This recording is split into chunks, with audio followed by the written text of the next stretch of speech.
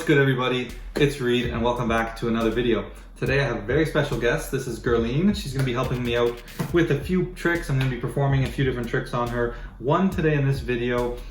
This one's really special. This is one of my favorite tricks to perform. It's a really good effect.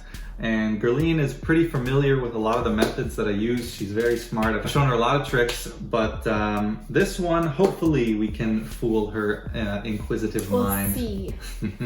So yeah, say hello to all my fans, all 100 of you. By the way, I wanted to thank you all for 100 subscribers. We're well over that now, but thank you again. It really means a lot. You ready? All right, let's get into it.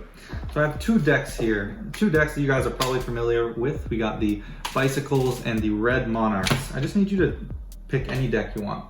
Which one? This one. All right, we'll use this deck. This deck will go over here, and you just keep that safe. Make sure we don't go anywhere near it. Just keep it on camera. Perfect.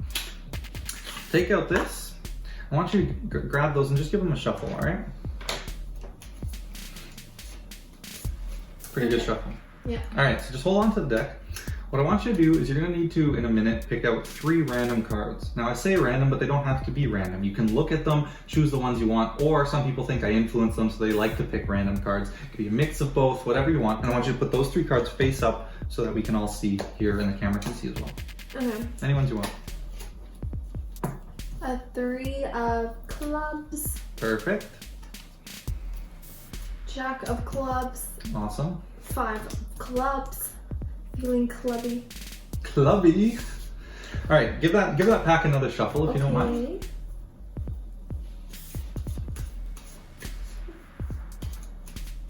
Whenever you're satisfied. Now, for this trick, this is really important. I just want to show, I'll show you, it was a good angle. I'll show you in the camera that in fact, every one of these cards is totally different. And you're going to see why that's important in a minute, all right? Got all of them? And here's the thing. That deck is also all different, and that's, we'll check it out in a sec, but that's also what's important. So what I want from you is to just give those cards a cut wherever you'd like. Just cut. Perfect. And then take that pack and place it sideways on top just to mark that spot. Yeah, that's perfect. Just like that. Leave it like that. All right. Can you add these 3 numbers together? Jack being 11 in this case. Let's see your quick math skills. 19. 19. For the first time, I want you to open up that deck. Nope, wrong side. If you rip my box, I'd be mad. All right, and just take it out. And from the top, there's nothing hidden in there. From the top, deal cards from the top face up. Okay? And count them as we go. It's an ace. You can just deal it onto the table. So count them? What do you mean? Like just the count number? the number, yeah. 1, 2, 3, 4, 5. We're going to 19. 6, 7, 8, 9, 10, 11, 12, 13, 14, 15, 16, 17, 18, and 19, the 3 of spades. Now this is pretty interesting. Can you remove that pack, remove the top pack here, and flip the card that you cut to? It is as well the 3 of spades. What? Why? I mean, how? I was like, why? I'm like, what do you mean, why? It's cool. I hope you guys like that trick. I just really want to thank Gerline for helping me out. She did get fooled by that one, so that is great. That's a great trick to perform, really strong, very fooling, can be a magician fooler for sure. And I really love that effect. So thank you, Gerline. She's gonna be helping us out in a few of the other videos as well, just seeing the performances and what they look like. Today is gonna be episode 2 of my new series, How to Make Your Magic Better. This series is all about how to make our magic better. Besides just looking at tricks, we're looking at tutorials. I think a lot of people on YouTube are really obsessed with just trying to find the next trick, find the next tutorial on a move or whatever. But it's really important that you look at your presentation skills, you know, how you structure tricks and that sort of thing. So I'm trying with this series to get some of that other information out there. I know a lot of people won't listen to this video But if you do, you're going to get a lot of value out of it. So today's topic is about building a connection, specifically with your audience when you're performing. I think this ties really well into last week's episode on patter, and I did get into a little bit of connection building in that episode, but I wanted to expand on that. As usual, I'm going to start with kind of explaining why it's important, what exactly I mean by building a connection, how you can do that, and I'll give you some examples of certain tricks that I do that really utilize a connection and how I achieve that. And then finally, I'll try to give you some ways that you can improve on your ability to establish a connection between you and your audience with some other resources besides some of the tips and tricks that I give you in this video. Before we jump in, I really want to thank you guys. You know, this channel's been growing really well lately. I've been getting a lot of positive feedback, so thank you. It feels really good to have a lot of support, and I hope that you guys are getting a lot of value out of the stuff I'm putting out, and I'm definitely having a lot of fun doing it. There will be lots more great stuff to come. This round of videos that I'm filming right now has a lot of great stuff. 2 trick tutorials, a couple of moves in this video, so I'm really excited. Stay tuned for that in the next coming weeks. Without any further ado, let's jump into How to Make Your Magic Better, Episode 2, Building a Connection. So what do I mean by establishing a connection? In basic terms, I mean engaging your audience. At the very base, that's what I'm talking about, giving them a reason to be interested in watching what you're doing. In the other sense, I'm talking about you building a relationship with your audience, a very small relationship, but something that gives credibility to what you say, something that makes them take interest in you, something that makes them feel something when they watch your performance. This is what will take our magic to the next level. And doing this and getting, these emotions and connections out of our spectators, mixed with good pattern presentation and a great trick, will really bring it all together and hit home with whatever effect you're trying to present. We have to remember that the effect is often more important than the method, because that's at the end of the day what the audience is going to be seeing. Method is very important in a lot of cases, and finding the right method is important so you can achieve your ends, you can achieve your effects that you want to give, right? But what the audience sees, how they feel, is really what's important. That's kind of what I'm trying to get at here. Building a connection is about making the audience feel something. Sometimes it's a controlled emotion. We want them to feel happy, we want them to feel intrigued, we want them to feel mesmerized, whatever. But oftentimes we leave that feeling up to interpretation. We could take a simple, select a card and lose it and then find it again sort of plot.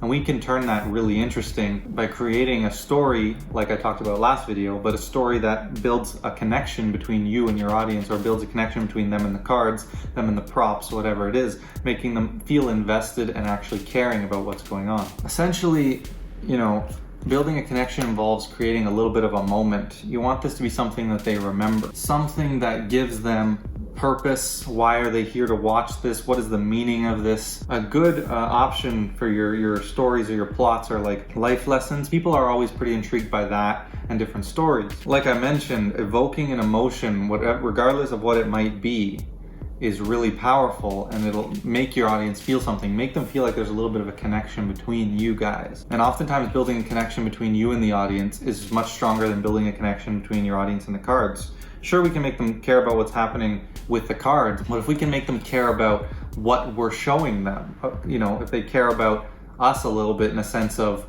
they want to see what we have to offer, they want to see what we're showing them, that can be super important. Also, when you're creating tricks, a great emotion to try to target for people is empathy. If you can strive to make people feel empathetic, whether you're talking a story where you're talking about another person and you're trying to relate that to them, if you're putting them into your story, whatever it might be, them feeling empathetic is a way that they can relate really well to the magic that you are offering. Another way that works really well for a lot of people is to make the plot of your story feel like a real event. If you can talk about something in history that has happened before, something that actually happened, maybe you'll twist the facts a bit to make it fit better, but as long as it's plausible, or something that could plausibly happen in the future, something you tell them that's happened to you before, or whatever the case might be.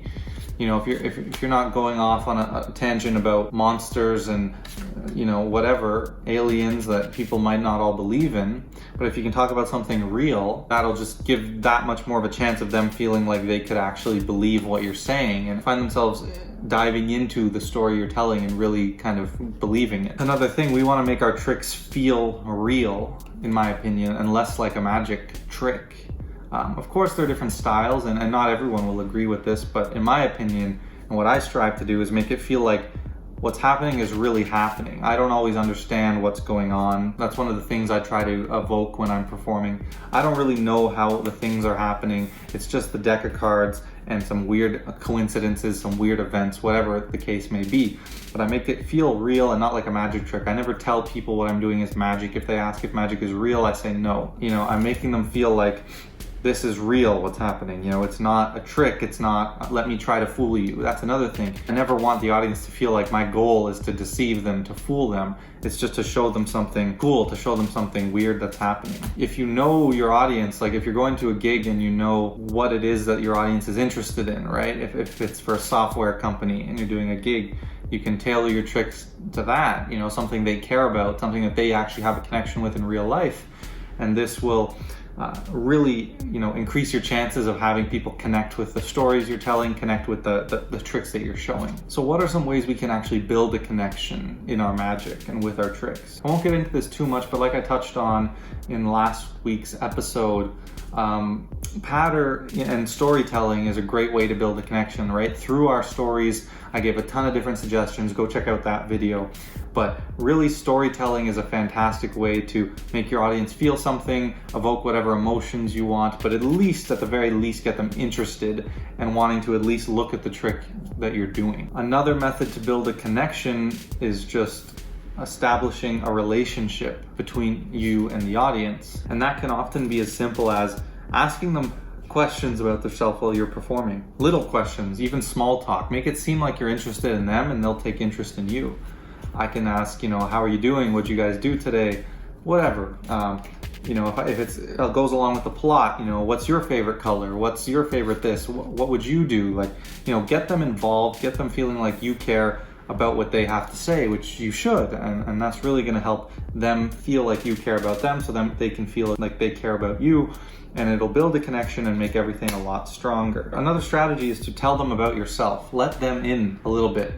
Again, try to fit it into your tricks. You can tell them a story about yourself that's interesting. You can tell them just little nuggets of information about you. But once again, that makes them feel like you're opening up to them so they can open up to you, and you guys will establish a bit more of a connection, a bit more of a relationship in a very short time, and it'll just do wonders for what you're performing. They'll start to like you as a person, which is really important if you're trying to build a connection. So another thing that's really important is to be relatable. You know, if you can talk about things that they will understand, be interested in, kind of like I've been saying, that's really important. And that can boil down to using objects that are relatable too. If you can do magic with everyday objects, that's really impressive, especially borrowed objects, things that they've felt that they can hold, that they understand how they work, what they can do, what the limits of the physics are around these objects. That can be really strong and a really great way to get the audience really interested in what you're doing. If you're using something like cards, you know, cards are cliche in magic,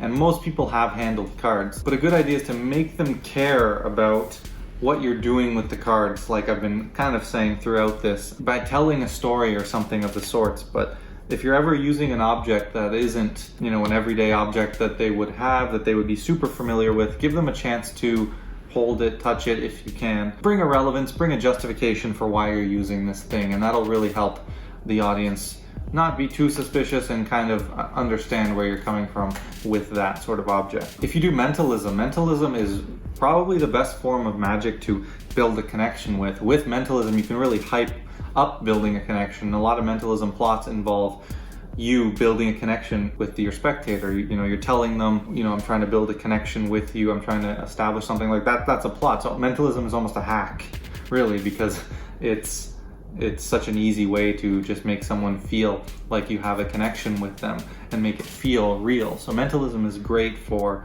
doing that. You almost don't need a justification, because that's a lot of what the plot can be in mentalism. Another thing is to be believable. If you're too far out there, some people will just look at it as, you know, a trick more than anything. And there's this thing called the too perfect principle, where you do something that is just absolutely too perfect, it's too impossible and people just won't believe it, or the method that they think you did it in is the one you did it in, because there's only one way to have done something so perfect. So you want what you're doing to at least be plausible, at least be somewhat believable, in my opinion, and in the style of magic that I like to do.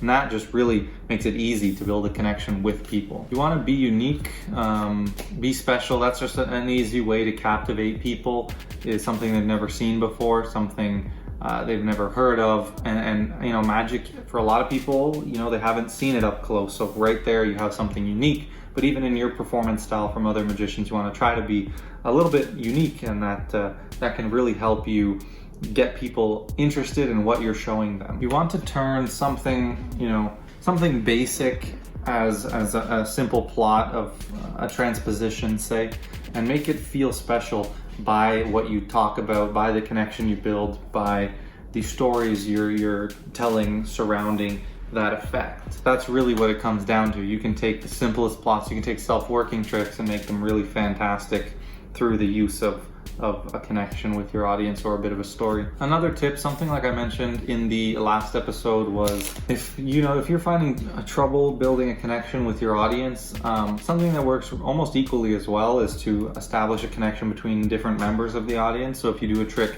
that is heavily centered on two people, you can make it seem like they're building a connection, they're coming together. And that's just another idea. Some people find it hard, are a little bit more introverted, and find it a little more difficult to establish a connection with people, to be open about themselves. You can try to make audience members feel something with each other, and that will still take the trick to the next level, because they're feeling it and everyone else is experiencing that connection that's going on there.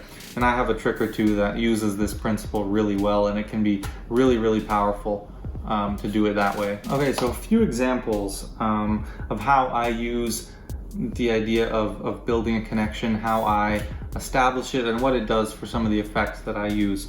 So one of my favorite tricks to perform is one I call the connection, and I use that principle that I was just talking about, where the whole plot of the trick is to establish a connection between two people. So if they're romantic partners, I'll kind of build up that and say, this is a test of your guys' connection. If they're friends, a similar plot. But even if they're strangers, you can say, we're going to see if you guys are on a similar wavelength. And I build the whole plot around that. And so at the final moments, when they come together and realize that there is something there, it feels really real.